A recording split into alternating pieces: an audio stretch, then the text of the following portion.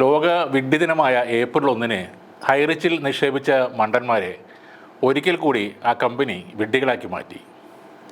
വാദിക്കാൻ ഒന്നുമില്ലാത്തത് കൊണ്ടാവണം വീണ്ടും കേസ് മാറ്റിവെക്കണം എന്ന ഹൈറിച്ചിൻ്റെ അപേക്ഷ കോടതി വീണ്ടും പരിഗണിച്ചു.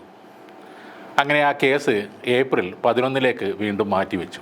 ഇന്നലെ വരെ ഹൈറിച്ചിൽ ചേർന്ന് കാശ് പോയവരെ സമാധാനിപ്പിക്കാൻ ലീഡർമാരെന്ന കള്ളന്മാർ പറഞ്ഞിരുന്ന അവസാന തീയതിയായിരുന്നു ഈ ഏപ്രിൽ 1.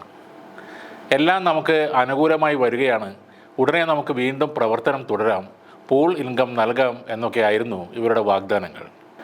മണ്ടന്മാരായതുകൊണ്ട് ചേർന്നവരെല്ലാം അതൊക്കെ വിശ്വസിച്ച് കാത്തിരിക്കുകയും ചെയ്തു.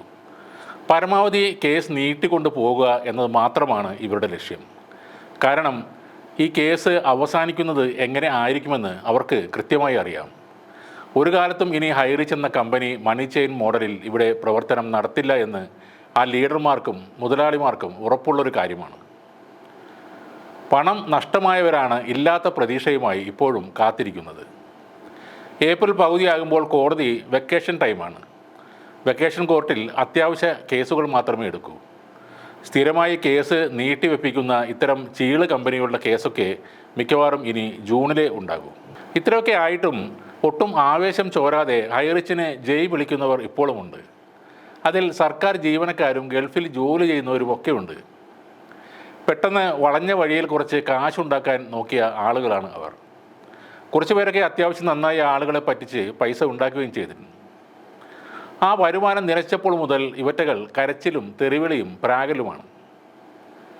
ഹൈറിച്ച് വിഷയത്തിൽ വരുന്ന എല്ലാ വീഡിയോകളുടെയും കമൻറ്റ് ബോക്സിൽ വന്ന് തെറി വിളിക്കുക, ജാതി അധിക്ഷേപം നടത്തുക, ബോഡി ഷെയ്മിങ് ചെയ്യുക, ഇതൊക്കെയാണ് ഈ സംസ്കാര ശൂന്യരുടെ അല്ലെങ്കിൽ ഈ പരനാറികളുടെ പരിപാടി.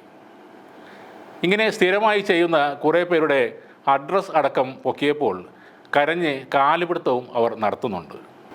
കഴിഞ്ഞ വർഷം ആഗസ്റ്റിലാണ് ഹൈറിച്ചിനെ കുറിച്ച് ആദ്യത്തെ വീഡിയോ ചെയ്യുന്നത്. മദർ തെരേസ അവാർഡ് ജേതാവായ ശ്രീന പ്രതാപൻ ആ വീഡിയോയുടെ ലിങ്ക് എടുത്ത് ഹൈറിച്ചിൻ്റെ വാട്സപ്പ് ഗ്രൂപ്പുകളിൽ ഇട്ട് തെറി വിളിക്കാൻ ആഹ്വാനവും നടത്തിയിരുന്നു. പിന്നീട് ഒരുപാട് വെല്ലുവിളികളായിരുന്നു, സ്ഥലം പറയട, അഡ്രസ്സ് പറയട എന്നൊക്കെ. അന്ന് വെല്ലുവിളിച്ച പല ലീഡർമാരും ഇപ്പോൾ മുങ്ങിയിട്ടുണ്ട്.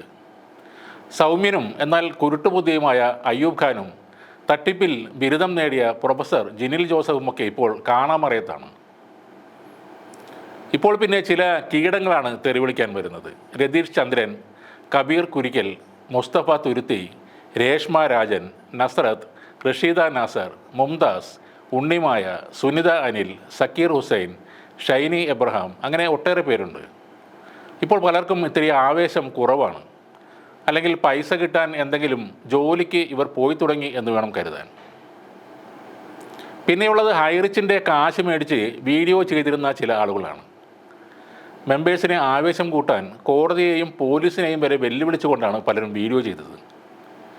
ഏതോ പള്ളിക്കാരുടെ ചാനലിൽ സുവിശേഷം പറഞ്ഞു നടന്ന ഒരു ചാക്കോ വരെ ഹൈറിച്ചിന് വേണ്ടി കുറച്ചുനാൾ കാശ് മേടിച്ച് പണിയെടുത്തിരുന്നു. ഹൈറിച്ച് എന്ന ഭൂലോക തട്ടിപ്പിനെതിരെ വീഡിയോ ചെയ്തവർ ഇന്നും അത് ചെയ്യുന്നുണ്ട്. ശാശ്വതമായി ഈ മണി ചെയിനിന് പൂട്ടുവീണ് കള്ളന്മാർ എല്ലാം അകത്താകും വരെ അത് തുടരുകയും ചെയ്യും. ഹൈറിച്ചിൻ്റെ എച്ചിൽ നക്കികൾക്ക് പതിവ് പോലെ ഈ വീഡിയോയിലും വന്ന് തെറികൾ രേഖപ്പെടുത്താവുന്നതാണ്.